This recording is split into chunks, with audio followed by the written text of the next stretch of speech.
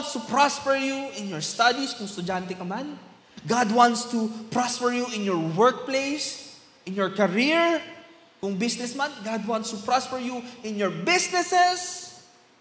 And this is all achievable, okay? Because God is the one with the plan for your life. Are we excited for the word today? Amen. Are we ready to receive the word today? Amen, amen. So today, let's go to Proverbs 3, verse 5. Okay, Proverbs 3, verse 5. And I'm sure we are very familiar with this verse. It says here, trust in the Lord with all your heart. And do not lean on your own understanding. In all your ways, acknowledge Him. And He will make straight your path. Amen, church. Amen, church. So, today we will be talking about trusting in His plan. Or trusting the plan of God for you. Amen, church. Kasi po, God has a plan for each and every one of us. He has a specific plan for you. Sabihin mo, He has a plan for me. Amen? Naniniwala po ba tayo doon? He has a plan for you. Now, God is interested and, He wants to get involved in our life. Most especially sa ating mga anak niya, the sons and daughters of God. Amen, church. He is our Father God. And a father wants to be involved in the lives of his children. Amen po ba mga tatay? Mga tatay, amen po? You want to be involved in your children's life. So, kung ang tatay dito, tatay sa mundo, gusto makitang lumaki ng mabuti, lumaki ng successful ang mga kanyang anak, paano pa ang Diyos Ama natin? What about our Father God? Mas lalo, church. Mas lalong gusto makita yun. Amen? Now, I'm sure yung mga parents dyan, may mga mabubuti kayong plano para sa inyong mga anak. I'm sure na i-imagine nyo na or you have a plan kung anong gusto nyo nung career na gusto nyo pasukin ng mga anak nyo. Kung lawyer man, businessman, mabuting politician. Diba? I'm sure you have these plans. I'm sure may plano kayo kung anong gusto nyong school na pasukin nila. Kung Ateneo, Lasal, San Beda. Diba? Kung anong gustong sports i-introduce or hobbies. May mga ganyan, ang mga parents, may ganyan na plano nila eh. They have a plan for their child. Parents, tama po ba ako? Maganda ang plano nyo, di ba? You want this for your child.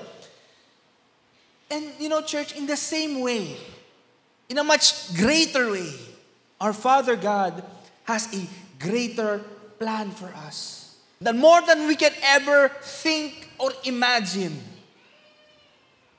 Okay? Yung imagination natin hanggang mundo lang eh. But what God has for you is so much more than what we can comprehend and what we can understand. Amen? So, ano ba? Ano ba yung plano ng Diyos sa atin? What is God's plan for us? Well, the most obvious one and the biggest one is to know Jesus. Amen? To know Jesus as His Son and to be saved by His sacrifice at the cross. Amen? And that by believing in that sacrifice and making Him your Lord and Savior, that will give us what? Eternal life. So this is the most obvious, kung nagbabasa po tayo ng Bible or kung matagal na po kayong Kristiyano, ito na yung pinaka-obvious plan ng ating Panginoon sa atin. Okay, there is no debate here.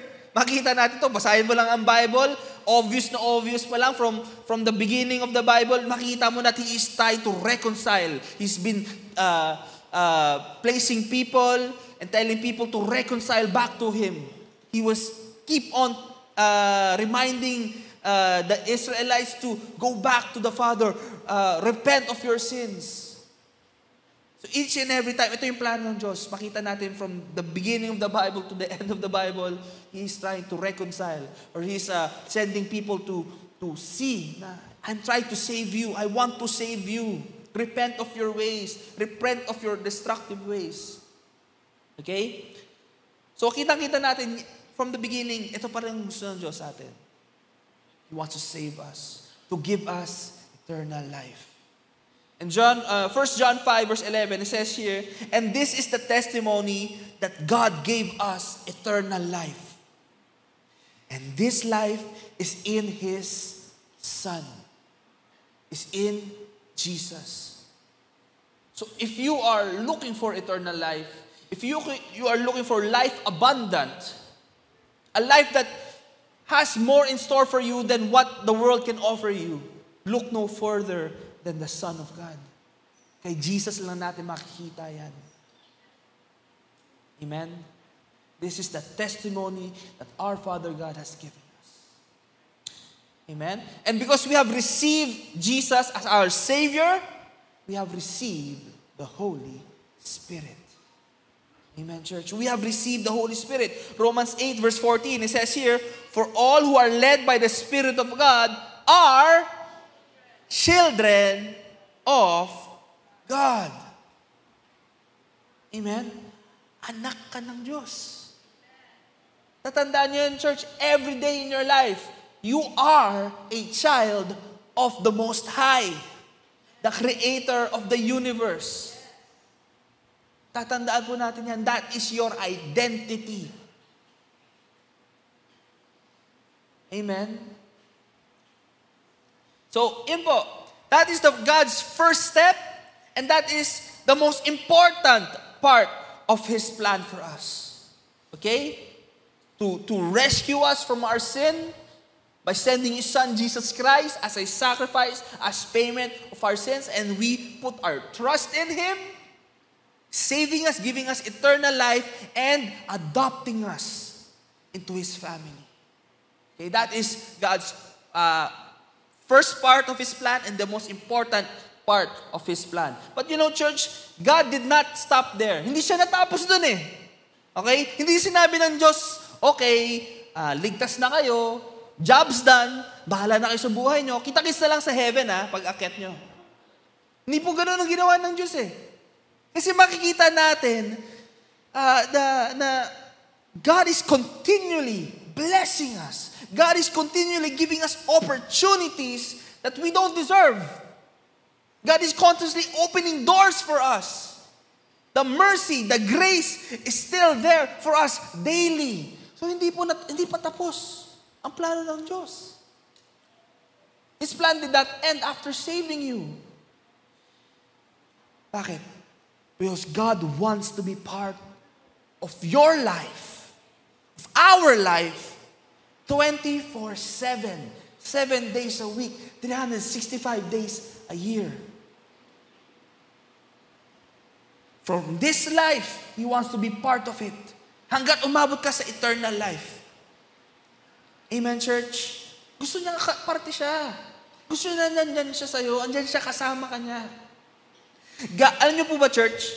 God is more interested in our daily life than our eternal life. Alam niyo ba yun?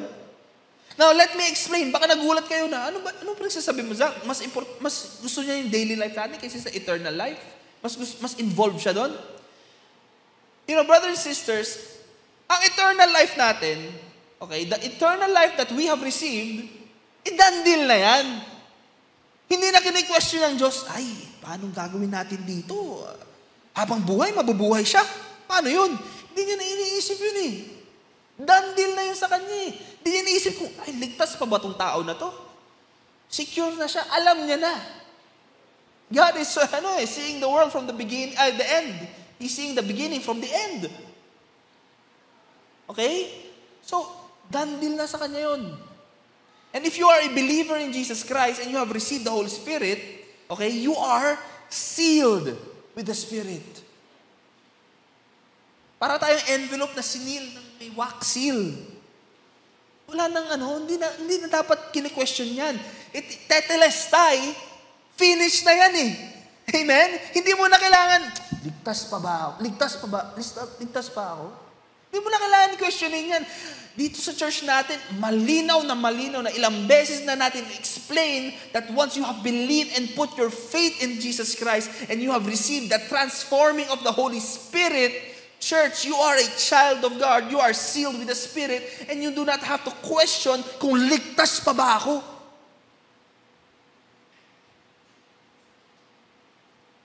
Sin has no hold on you. And you know, church, nothing sinful can enter heaven. That's why Jesus Christ had to die on the cross. The blood had to be sprayed to cover us and to wash us. Nothing unholy can enter heaven. Kaya right now, you stand as a saint. In other translations, the holy ones. Ulitin ko, nothing unholy can enter heaven. So the reason you are going to heaven is because of the finished work of Jesus Christ and because He has made you righteous and He has made you holy. And this is a hard message for the world. This is a hard message for even Christians to believe na holy na ako. Ang dami ko pang ginagawang mali, ang dami ko pang... The question is, church, are you saved by your own works or by the work of Jesus Christ? You have to decide how you want to live. Kasi regardless, kay Jesus, sa Kanya parang tapos na eh. Your eternal life is secured. Pero yung mga tao parang, kasi ang sinful ko pa, dami ko pang nagagawang mali eh. And this is why sobrang importante po that we are here at church.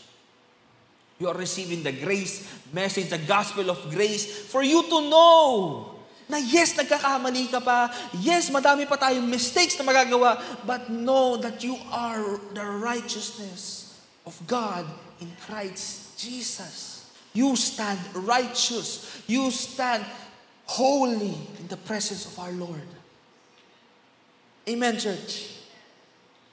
So, finish na yan. Amen? Done deal na yan. Your salvation is a done deal. So, God is not concerned about your eternal life. Kasi nga, finish na yan eh. Nakahanda na yan. Pati yung inheritance natin in heaven, nakahanda na. Amen? Pagdating natin doon, wala na tayong poproblemahin. Hindi na natin isipin, ano kakainin ko? Saan ako titira? Wala na tayong poproblemahin doon, church. Ano nyo, mag-i-enjoy na lang tayo doon with our fellowship with each other and most importantly, with our fellowship with the Father God, with God the Son, and the Holy Spirit. Yan lang gagawin natin. We are just going to enjoy the fellowship with our God. Amen? So sabihin nga natin lahat, our eternal life is secured. Laksan natin yung secured. Our eternal life is secured. Amen, church? Secured na yan. God is not questioning it, so why should you? Amen. Okay? Pero alam niyo po, yung daily life natin, our daily life, well, obvious naman, na may mga trials at tribulations para tayong dinadaan. Ang dami pa. Ang dami pang mangyayari sa mundo na hindi natin alam. Okay? And, you know, si Jesus na mismo ang nagsabi. Okay? John 16 verse 33, sabi dito, I have said these things to you that in me you may have peace. So tayo mga Kristyano, regardless kung may big one, ito sinabi ng angat Panginoon, in me you will have peace. Amen, church? In me you will have peace. In the world, nasa mundo ka pa ba? Are you still here with me? Then you will have the world, you will have tribulation. Diyos na nagsabi nito. Jesus na nagsabi, magkakaproblema pa rin. May pagdadaanan pa rin. Pero sinabi niya ba, okay, may pagdadaanan ka. Pero hindi pa natapos dun yung verse eh. Sabi niya dito, take heart. Have courage. Be brave. Bakit? I, Jesus, have overcome the world. Amen. And because we have Christ Jesus living in the inside of us, church, ibig sabihin nun, kahit may trials at tribulation, may big one man o wala, may floods, may bagyo, you are an overcomer. You will overcome, and you have already overcome because Jesus has overcome the world. Amen, church.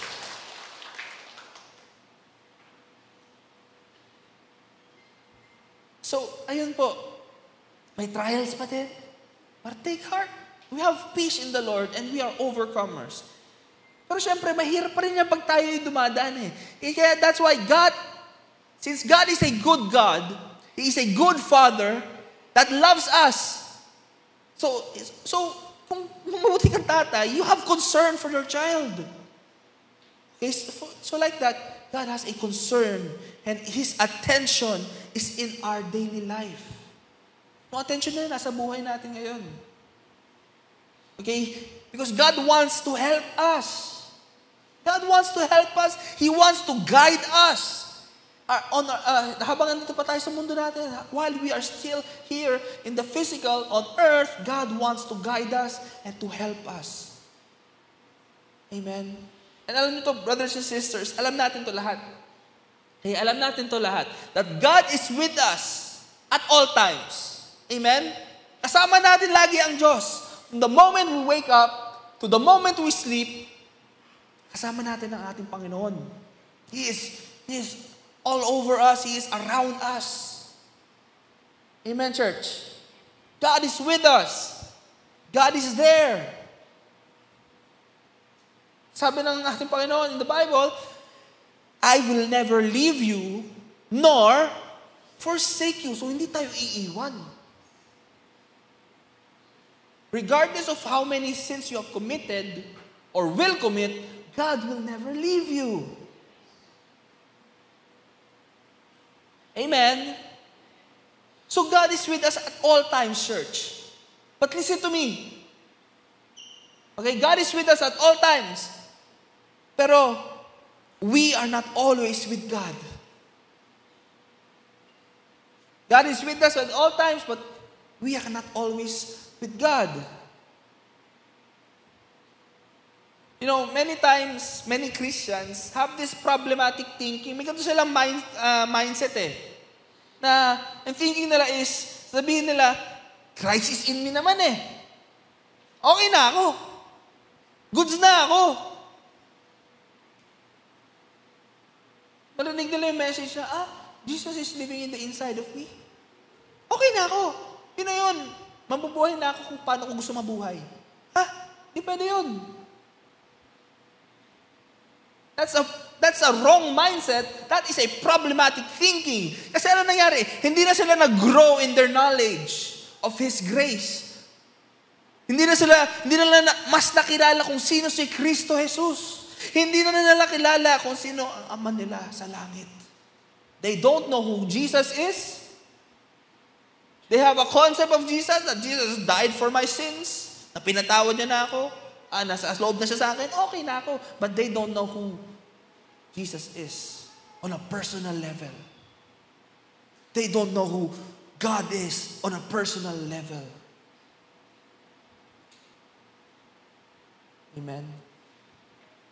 So, ang problematic ng thinking na yan. So, tapos, so they don't know who God is. They don't know the character of God. They don't know how much God loves them. They don't even read their Bible. So, paano na malalaman? They don't talk to God in prayer. Ito malupit. Kakausapin lang nila ang Diyos kapag may kailangan sila.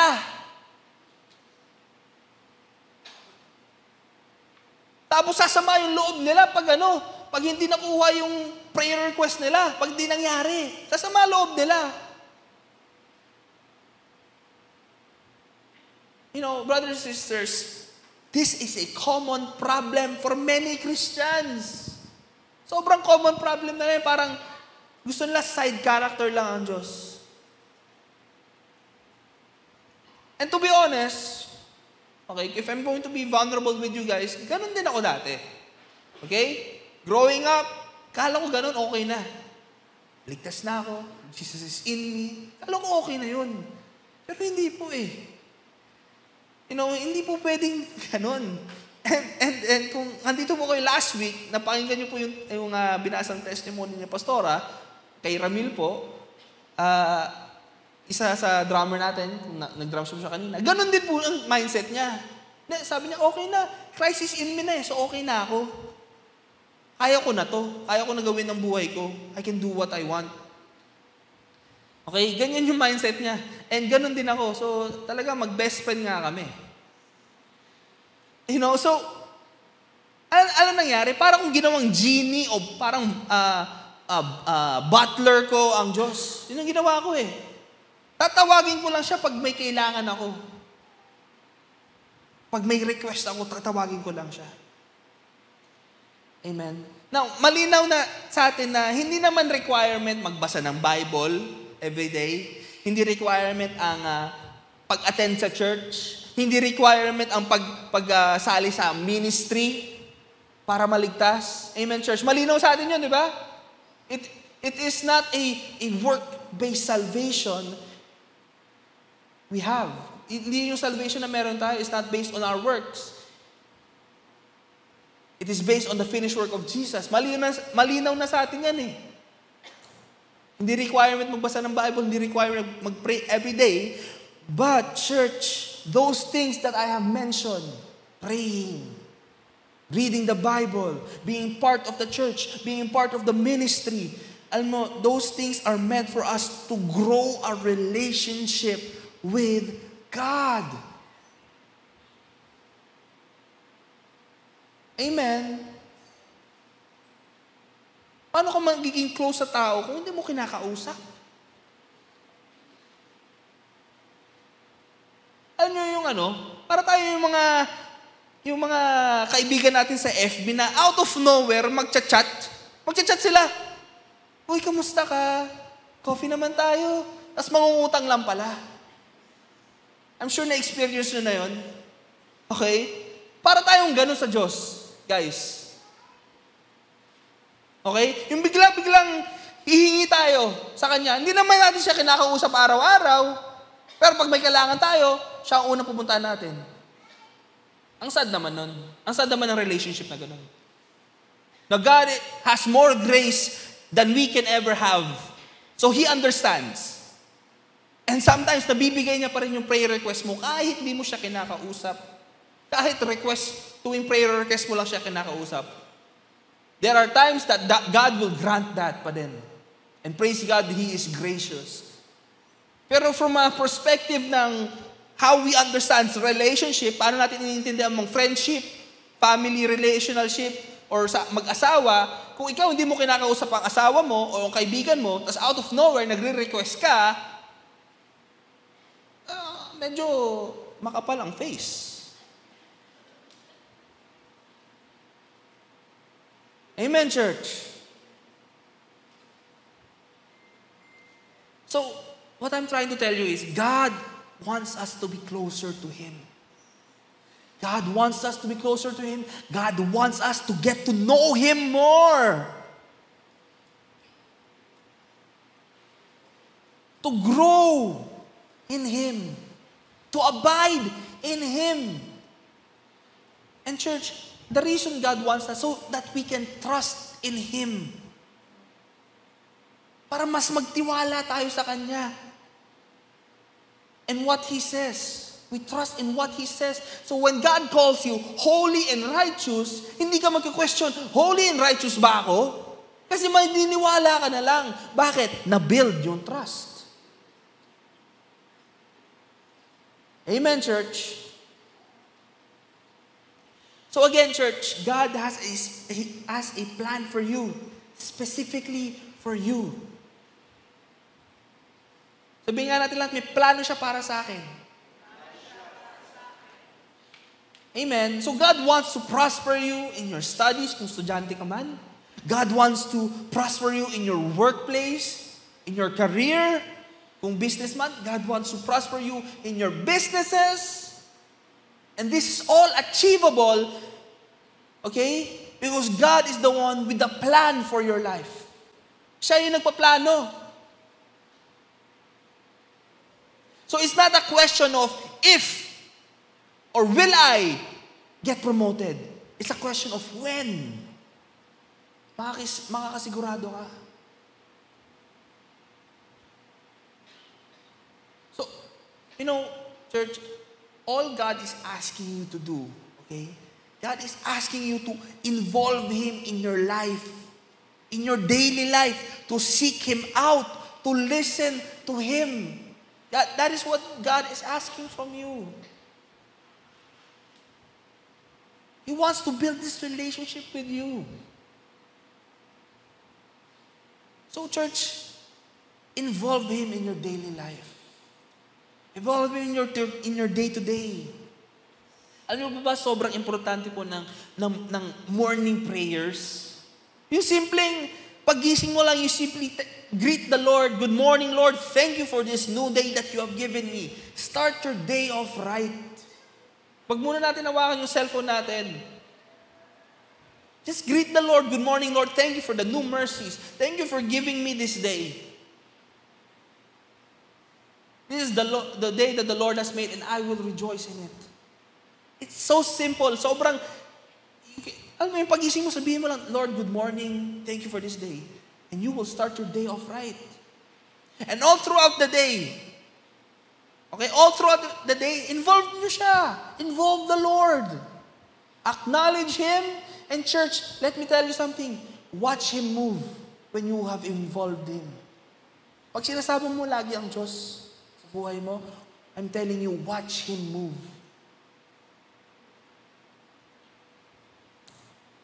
Watch Him move in your life. Ito yung sinasabi ni Paul na, praying without ceasing. This is how you do it. Okay, let's go to 1 Thessalonians 5 verse 16. Sabi dito, rejoice always, pray without ceasing, giving thanks in all circumstances, for this is the will of God in Christ Jesus for you. How do you pray without ceasing? Ano yun, magtatangs ka ba? Araw-araw? Wala ka. Okay, walang problema mag-praying in the tongues. But that is not praying without ceasing. Hindi ka naging productive na tao kung nagtangs ka lang buong araw. That's not productive. Wala ka na-accomplish nun. Okay? Praying without ceasing is involving God, talking to God at every decision you make. Lord, dito pa tayo. Lord, thank you for this. It doesn't have to be complicated. It doesn't have to be a long prayer session. Just involve God in everything that you do. That is praying without ceasing. Amen. Always acknowledge what the Lord wants. Acknowledge God in all things that you do. Amen. So church, be sensitive to what God is saying or to where God is leading you. Maging sensitive tayo dyan. Okay? Be sensitive to where He is leading you, to what He's telling you. And brothers and sisters, be careful. Mag-ingat po tayo that we do not rely on our own strength and knowledge. Okay? Do not just rely on your own sarili mong lakas. Kasi alam nyo, this will lead us to trials in our life. Okay, wag na po tayo magmatigas at alam nyo po, sumunod na lang tayo sa plano ng Diyos sa buhay natin. Wag na natin iyahin ng Israel. Okay? Na lagi sila nagmamatigas sa Diyos. Lagi, hindi, gusto namin gawin yung way namin, gusto namin gawin yung kung anong gusto namin gawin. Ito ang storya ng Israel from the beginning pa lang. From the exit from Egypt, ganyan na sila. Okay, makita natin, when it comes to the nation of Israel, may mga panahon na sobrang prosperous nila, sobrang yaman nila, tas bigla silang babaksak. Bigla silang masasakop ng ibang bansa. Tas biglang yayaman ulit. Tas babaksak. Yaman, baksak. Rich, poor. Free nation, oppressed nation. Ganun lagi ang Israel. Kung babasahin niyo po yung Old Testament. Bakit nangyayari yun? So, ito the times that they were prosperous, sabihin natin yung panahon ni King David, okay? Yung panahon ni King David, they were prosperous. Yung era ni King David, sobrang yaman nila. Bakit? Kasi they were worshiping God. They were worshiping God. Pati nung panahon ng anak ni King David, si King Solomon, mas yumaman sila. As in, sobrang yaman nila. At sobrang galing ni King Solomon. Pero si King Solomon po, since madami siyang asawa, iba't ibang kultura, pinapasok niya sa Israel, and King Solomon started to worship other gods. Pati mga rebulto nila, sinasamba niya. Ano nangyari? Lumabas sila sa plano ng ating Panginoon. They went out from the plan of God. Imbis na manatili silang prosperous, pagtapos mamatay ni King Saul, alam niyo po ba that the kingdom of Israel was split into two kingdoms. Northern Israel, tsaka Southern Judah. Naghati po. Dati isang nation sila, nag-split na. So, alam niyo po, talagang common theme na sa Israel ang hindi sunod sa plano ng Diyos.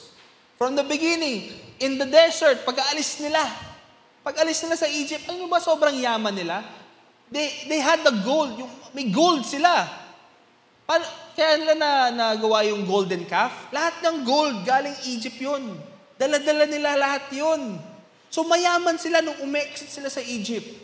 Now, to the promised land, it will take 2 weeks lang.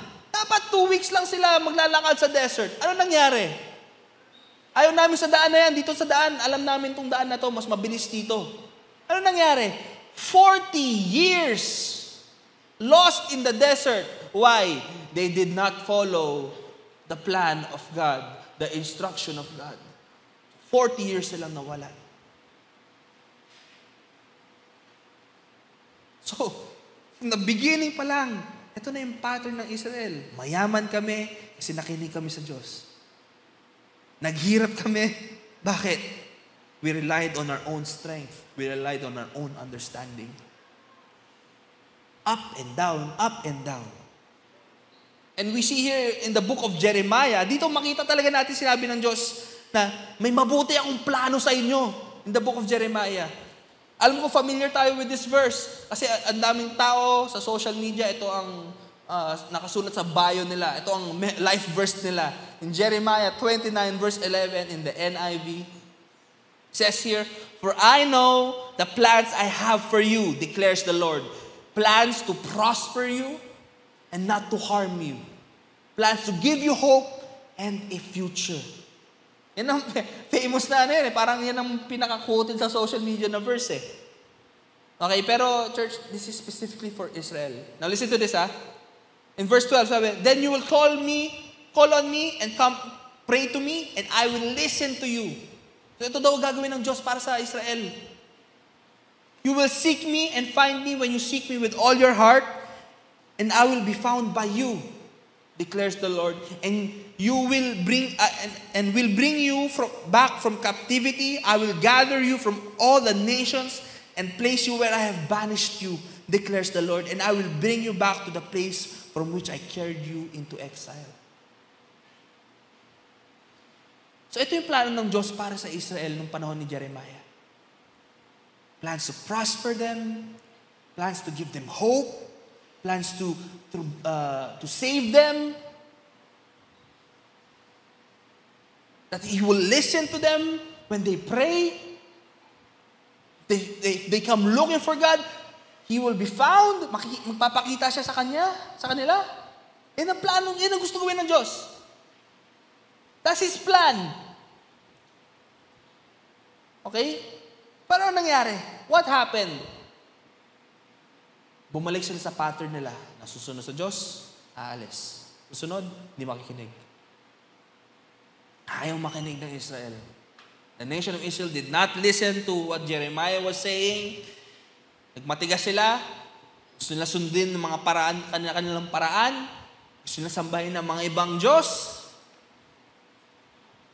At kung babasahin natin yung buong book of Jeremiah, makikita natin that the whole of Judah was destroyed and was captured by the Babylonians. Pati yung temple nila, nasira.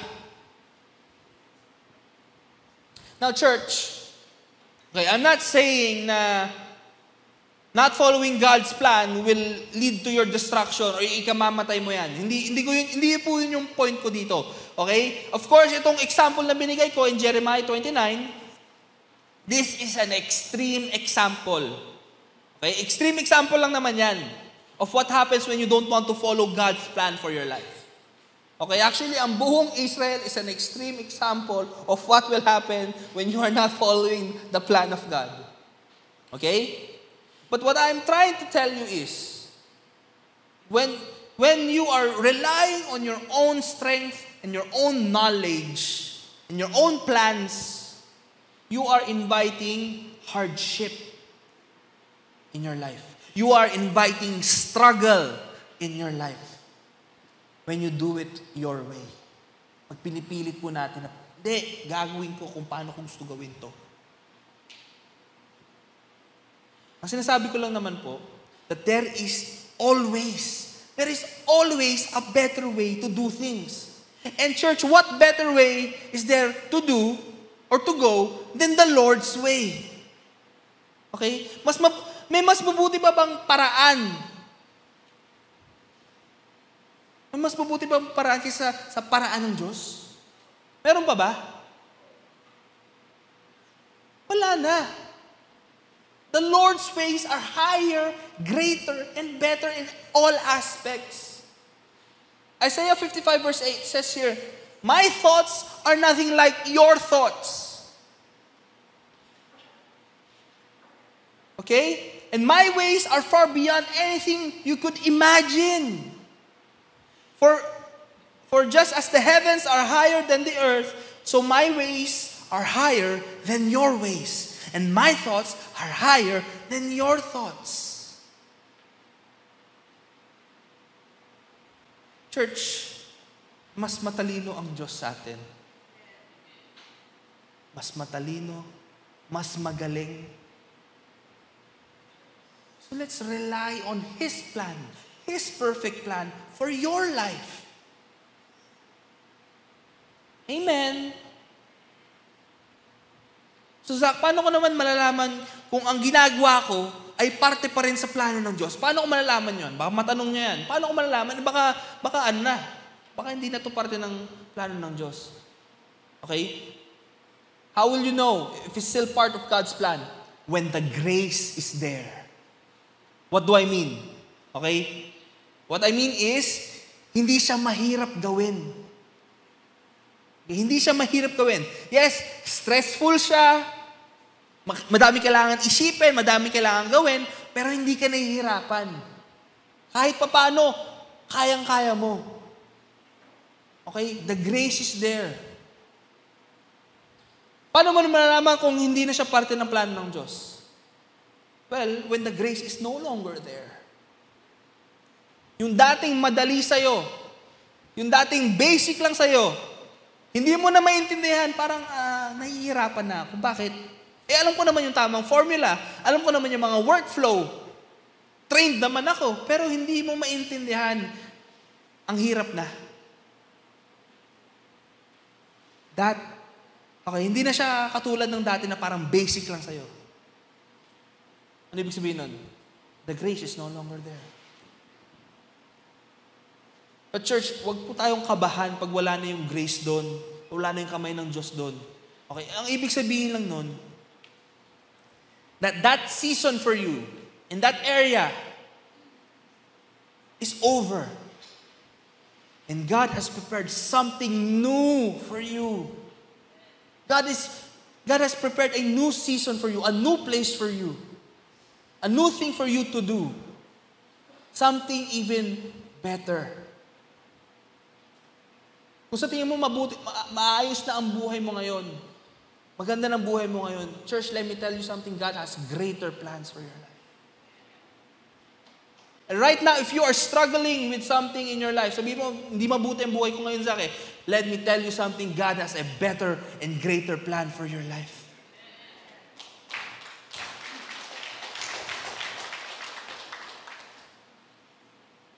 Amen. Now, ito lang, church. God is not detailed about what He's going to do. Sa Jeremiah 29 verse 11, ang sinabi niya lang, I have plans to prosper you, plans to give you hope. Pero wala siyang sinabing direct description, ito gagawin ko. Okay? God is not, hindi siya nagbibigay ng details. But regardless kung walang details, I'm sorry church, you still have to trust in Him. Kasi yun ang plano niya para sa'yo. Amen, church? Okay lang ba yun? That there is a mystery to God. Okay? Kasi if in-explain nyo yan sa inyo, okay, baka mahirapan lang tayo lalo. Paano mo gagawin yun, Lord? Parang imposible yan. For God, nothing is impossible. Amen, church? So let God's plan be mysterious, but trust in it, church. Okay? Now, naalala ko po yung testimony ni Ram. Last week po, nagbigay po silang testimony si Ram. Tungkol sa work niya. Okay, tungkol po sa work niya. So, in this testimony, kinukwento niya na yung team niya of 5 years ay na-decommission at na-dissolve. At possible po silang ma-lay off, mawalan ng trabaho. So, ilang weeks po siyang floating, walang trabaho, walang ginagawa. Hindi po alam ni Ram yung next move niya agad. So, nag-iisip siya. And then, out of nowhere, yung work niya, bigla nag-offer ng bagong role, bagong job. Pero nakita ni Ram na hindi siya para doon. Ayaw niya ng content moderator. Ayaw niya sa role na yon kasi may history of medyo toxic po ang content moderation. Sa mga nag-work sa BPO, I'm sure alam niyo yon. So ayaw ni Ram doon. Ayaw niya matoxican, ayaw niya makorrupt doon. So, alam mo sa sarili niya na hindi siya para doon. And ayaw niya doon, so sabi niya, no, ayoko dyan. And unintentionally, he failed his exam for that. So, ano nangyari? He was floating again. Floating na naman siya. Hindi niya alam gagawin niya. So after a while, may bagong offer sa kanya. Same ng setup niya from his previous work na work from home, fix ang Saturday, Sunday off niya. Pero this time, mas mababa yung sweldo niya. Pero kay Ram naman po, okay na sa kanya yun. Bakit? Kasi gusto niya lang naman tumugtog sa church. He wants to serve. Masaya siya na Saturday, Sunday off, makaka-ano pa rin ako. Makaka-serve pa rin ako. At work from home pa din. Pero mas mababa sweldo. Pero sa kabis ni Ram, sige, okay na yun. Pwede na yan. But dito natin makikita kung paano gumalaw ang ating Panginoon. That He has better plans, that His ways are higher. During his interview for that role, nakita ng manager niya, fit ka naman pala dito sa yung experience mo. Fit dito sa bago namin business na gagawin. Fit ka dito. So, dito ka nalang ilalagay, dito ka namin lalagay. So, in-explain sa kanya na same pa din. Work from home. Okay? Fix ang Saturday, Sunday off mo. Pero ito yung malupit. Yung sweldo niya, times 2 of what he was making from his last job. So, every benefit na gusto niya, work from home, Saturday, Sunday off. Tapos, yung sweldo niya times 2. Grabe yun. Only God can do that. Kasi sa kanya, pwede na yan. Basta, makapunta ako church, makaserve ako, pwede na yan. But God had other plans for him. God had better plans for him, and His ways are higher than your ways. Amen, church? So praise God po sa buhay ng Diyos. Praise God po na binigay niya yun kay Ram. Amen. And the only reason na natanggap ni Ram yun, that this happened to Ram, was because his eyes were fixed on God. His eyes were fixed on Jesus. His attention was on God. Amen, church? So, it's so important that we fix our eyes on Jesus, that we trust in Him, and we rely on Him. Proverbs 3 verse 5. Balik tayo sa opening verse natin. It says here, trust in the Lord with all your heart. And do not lean on your own understanding. In all your ways acknowledge Him, and He will make straight your path. So brothers and sisters, the Bible is telling us to trust in the Lord with all our hearts. And to not lean on our own understanding. And I'm here to tell you, church, alam nyo ba, sobrang imposible gawin nun. Okay? It's impossible for us to do that, to trust in the Lord, to lean not on our own understanding, if you do not know who your Father in heaven is. Sobrang hirap magtiwala sa taong hindi mo kilala. Paano pa sa Diyos na hindi mo kilala? Na hindi mo nakikita on a physical level. Na hindi mo nahahawakan. Sobrang hirap po magtiwala.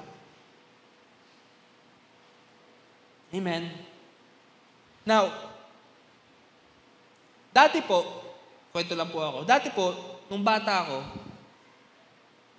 nagsiswimming kami ng aking father, si Pastor Mike po, sa mga nakakilala. Okay? Nagsiswimming kami, and siguro mga 7 or 8 years old ako nung time na yon. Maybe even younger. Okay? So, nagsiswimming kami, tapos nung time na yon, sinasabi sa akin ng father ko, Zach, try mo tumalon sa pool. Okay, ini-encourage niya ako, try mo tumalon sa pool. Sa malalim na part yun ng pool. Maliit lang naman ako nun eh. Medyo kabado ako. Alam ko kasi pag sa malalim, baka di ko kayanin, baka malunod ako. Okay, so tinry ko. Tatakbo ako sa edge ng pool. Bigla ako tinigil. Kasi nga, kinakabahan ako eh. Natatakot ako eh. So sabi sa akin ng father ko, si Pastor Mike, sabi niya, Zach, huwag kang matakot. Huwag kang matakot. Tumalong ka na. Andito naman ako. Huwag kang matakot. So, ulit tinry ko. Tumakbo ako. At ayun, nagawa ko. Nakatalon ako. Kahit nasa malalim na part yun, kahit kinakabahan ako, nagawa ko. And my father was there to catch me, to pick me up. So, ayun na po, from there on, hindi na ako natakot. Tuloy-tuloy na po ako tumatalon sa pool. Okay, nung bata ako, lagi kong ginagawa yan. Now, church, the reason I was able to jump, and Brother Bob, ayun, dyan ka. The reason I was able to jump, kahit kinakabahan ako, kahit takot ako, as in takot na takot ako nun. The reason I was able to jump was not because I was leaning on my own understanding. Okay? Ang understanding ko po, pag tumalon ako, malulunod ako. Yun yung understanding ko eh. Yan ang pagkakaintindi ko eh. Okay, church, but the reason I was able to jump was because I trusted my Father. I trusted my Father when He said, tumalon ka, okay lang yan, andito ako. So what happened? I trusted my Father with all my heart. Now, church, I was able to trust my Father Bakit? Because I knew Him. Kilala ko siya. Kilala ko siya na haalagaan niya ako. Na proprotektahan niya ako. That He will not bring me harm. That He will save me na kung tumalon man ako, lumubog man ako, He will rescue me. I had this trust with my Father. So when I trusted Him, it was not blind faith. Basta titiwala ako, hindi ganun eh. I placed my faith or my trust in my Father. Why? Because I know who He is. Kilala ko kung sino yung tatay ko eh. Amen. So what I'm trying to tell you here and what God is trying to say here is to get to know who your Father is. Get to know who your Father in heaven is. Get to know His character. Get to know how much He loves you. That He wants the best for you. That He is a good Father. He is a good God. He is a great provider for you. Get to know His intentions about you.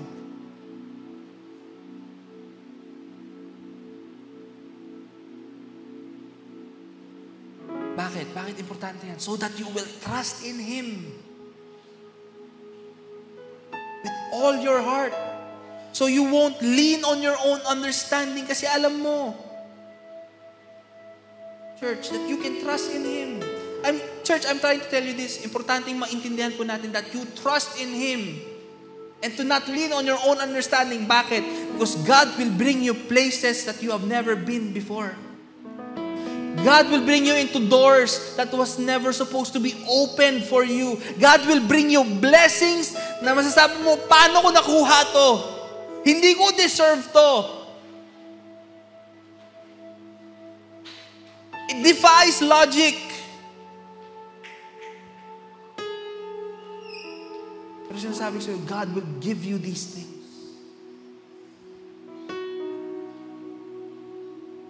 Hindi mo maintindihan kung paano mo nakuha yung ang alam mo lang is dahil to sa biyaya ng ating Panginoon.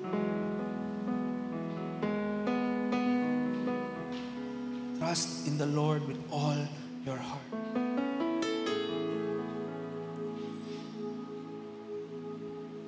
Even though ang understanding mo sa doctor's report, nako, malala na yung situation mo. Trust in the Lord that He has healed you. Pag nakita mo yung financial statement mo, nako, hindi ko kaya bayaran to sa susunod. Trust in the Lord that He will provide for you. Ang understanding mo, hindi ko kaya bayaran to. But ang alam ng Diyos, I am a great provider that I will provide for you. Trust in the Lord. When He tells you to do something, when He tells you to give, give. When He tells you to share to that person, to pray for that person, Lord, okay naman siya, ba't ko kailangan pag-pray? Pag-pray mo pa din. Trust in His plan. Trust in His word. Verse 6 says, in all your ways acknowledge Him, and He will make straight your path. Ang Diyos ang bahala kung saan ka pupunta. Hindi ka niya ipapahama. Church, acknowledge the Lord in every way. And church, I promise you, He will lead you out every situation you will face. In every trial you will face. He will lead you to greener pastures. Because the Lord is your shepherd. You shall not want, church. Amen, church. Did you receive something today? Praise God. Amen and amen. Now, if this is the first time that you've heard the gospel preached to you, that this is the first time na, ay, may plano pala ang Diyos sa akin. Hindi ko alam. And you want to put your trust in Him, to rely on the plans of the Lord for your life. and you want to make Jesus your Lord and Savior, this is the time to accept Him into your life. And sobrang dali lang po. In this very short prayer, you are just asking the Lord to enter your heart, to make Him Lord of your life. So sabay-sabay po tayo mag-pray for the benefit of those newcomers. And sobrang simple lang, pray with me lang, ganito lang po. Sabihin niyo lang po ako, sabihin niyo lang, Father God, thank you for sending your Son, Jesus, to die on the cross for all my sins. Jesus, today, I make you my Lord and my Savior. Today, I am a child of God. In Jesus' name, amen and amen. Thank you, church.